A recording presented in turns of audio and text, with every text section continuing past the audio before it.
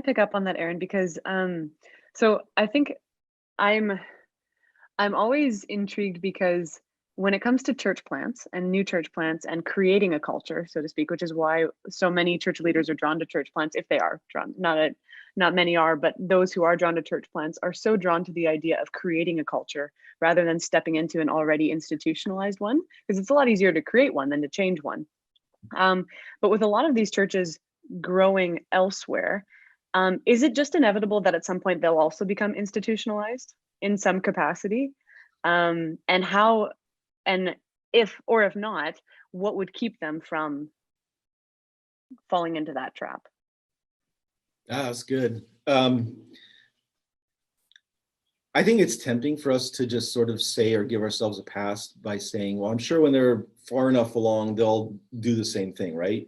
Because we all have rules in our church order that all came about because there was a problem people couldn't solve, so we made a rule for it. But I actually don't think that's necessarily the case.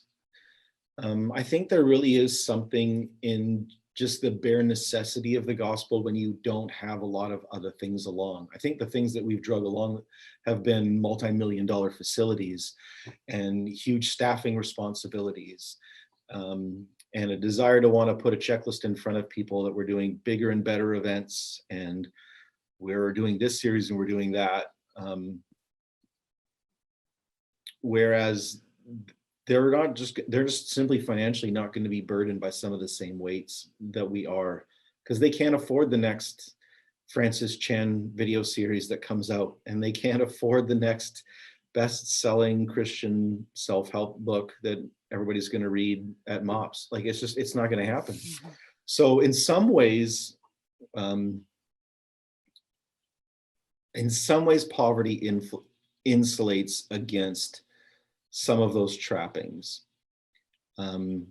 Whereas I notice here, even myself, like, I work so hard to build my life that I don't need to have faith, right? That's sort of the Western model, is I just need to make sure I take care of every contingency so I won't have to trust God.